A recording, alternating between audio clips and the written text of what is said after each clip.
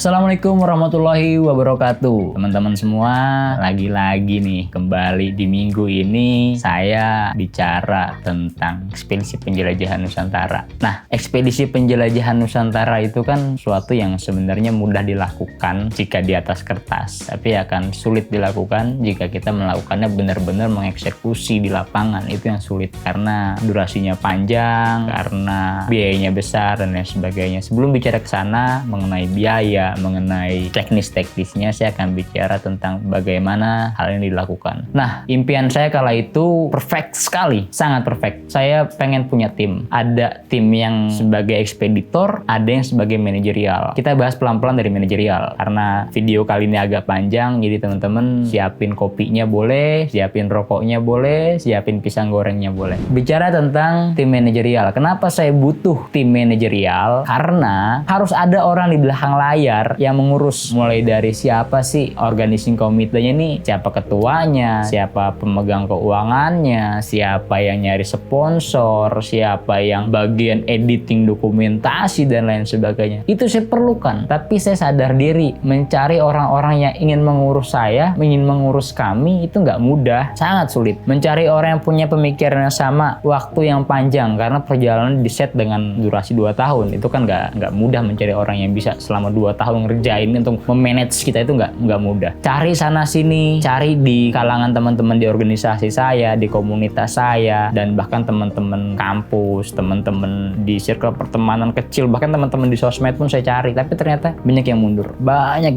semua nggak ada yang sanggup. Akhirnya saya memutuskan untuk oke, kalau nggak ada yang mau, nggak apa-apa, biarkan saya tetap berjalan sendiri. Tapi saya yakin saya nggak akan berjalan sendirian. Teman-teman pasti banyak yang mau bantu, senior saya di organisasi pasti banyak yang bantu, melainkan bukan sebagai komit untuk menjadi organizing committee di atas kertas, bukan, karena itu akan berat, saya yakin itu. Akhirnya mereka bantu sebisa mereka secara sukarela dari masing-masing organisasi, dari masing-masing komunitas. Saya ambil, yuk siapa yang mau, saya buatkan grup WhatsApp-nya, akhirnya mereka bergabung. Lalu dari kesulitan saya ingin membuat suatu hal yang hebat, yang perfect, gagal dari mulai tim manajerialnya. Padahal di luar itu saya perlu tim lagi sebagai ekspeditor selain diri saya. Saya butuh 4 orang kala itu. 4 orang itu siapa aja sih, dan apa aja orang-orang yang saya perlukan spesifikasinya kala itu? Yaitu pertama adalah orang yang di bidang pendidikan. Jadi orang di bidang pendidikan ini saya berharap sekali orang yang bisa bersepeda, bisa mendaki gunung, tapi dia fokus di pendidikan, dia mengerti cara mengajar dan lain sebagainya. Yang kedua adalah orang yang berfokus di bidang kesehatan. Kenapa? Ketika kita masuk ke pelosok-pelosok, dia bisa berikan layanan kesehatan, minimal cek tensi darah, cek gula darah dan lain sebagainya. Nah, yang ketiga adalah saya butuh orang yang mungkin kalau kuliah tuh jurusan DKV, desain komunikasi visual, orang-orang yang bisa megang kamera, orang-orang yang bisa editing. Tujuan apa? Orang ini akan mendokumentasikan tentang kita menjelajah Nusantara yang luas ini, tentang desa-desa pelosok, tentang bagaimana indahnya alam Indonesia, tentang bagaimana sulitnya mereka hidup atau ketimpangan sosial, ekonomi dan lain sebagainya, atau bahkan masalah rasisme dan lain sebagainya. Dia akan dokumentasiin. Nah, yang keempat adalah saya adalah orang yang nantinya akan menginput atau mencari data-data dari setiap wilayah-wilayah yang kita lewatin. Jadi 4 orang ini saya perlu dalam satu tim sebagai ekspeditor. Jadi saya bukan jalan sebagai solo, bukan. Saya bukan seorang single factor awalnya, bukan. Tapi saya perlu 4 orang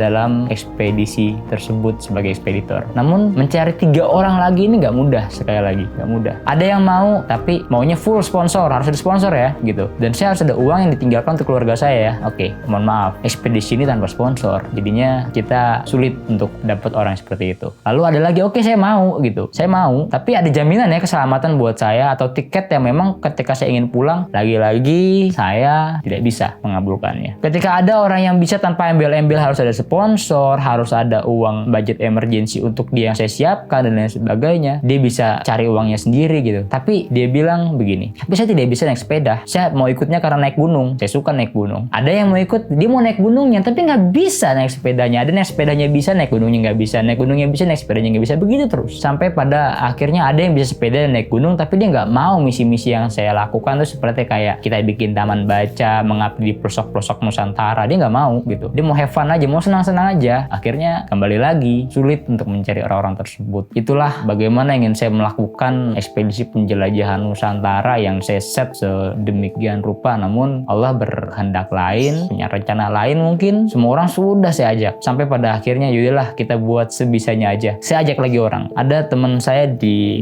chapter komunitas sepeda Federal Bekasi, namanya Om Abdurrahman atau biasa dipanggil Om Ae. Saya ajak dia. Saya ajak lagi teman sepeda saya namanya Om Cilok. Saya ajak juga, tapi nggak bisa juga. Saya ajak Om Hendy di Depok, teman saya, terus juga nggak bisa juga. Akhirnya saya bingung, sampai saya pernah ajak Om Gatot yang sudah paling berumur, saya ajak tuh Om Gatot di Cilegon, saya ajak juga nggak bisa juga karena faktor dan dia sudah memiliki keluarga. Nah yang kayak Om Ae, Om Cilok, Om Hendy lagi itu belum berkeluarga, saya ajak ya semuanya dengan alasannya masing-masing, tapi saya menghargai alasan mereka. Gagal. Tidak ada 4 orang ekspeditor yang saya harapkan dan hanya saya sendiri. Tidak ada lagi tim manajerial profesional yang bertugas mencari dana dan lain sebagainya. Tidak ada. Mereka hanya seorang sukarelawan yang ngebantu ekspedisi saya. Terus bagaimana kedepannya saya melanjutkan perjalanan ini, itu sesuatu yang gak mudah. Tapi saya yakin bisa, karena saya nggak mau menyerah karena tanpa dana. Saya nggak mau menyerah karena tidak ada tim yang bisa saya bayar secara profesional. Saya tidak mau ekspedisi ini terbengkalai dan hanya menguap begitu saja. Sebab bagi saya cita-cita itu harus diwujudkan. Ketika kita pukul, ketika kita tendang cita-cita itu, dia tidak mati, dia tetap hidup dan dia akan terus meronta-ronta nanti kelak kita tua. Ketika kita tidak mewujudkannya, ketika kita tidak berusaha untuk mengejar impian tersebut. Maka saya punya moto dalam hidup saya, lebih baik terbunuh saat mengejar impian saya daripada saya membunuh impian itu sendiri. Kesannya kasar sekali, terbunuh saat mengejar impian itu. Maka saya rubah dan saya persingkat, moto hidup saya adalah don't kill your dream. Terima kasih teman-teman semua, sampai jumpa di episode selanjutnya minggu depan. Assalamualaikum warahmatullahi wabarakatuh.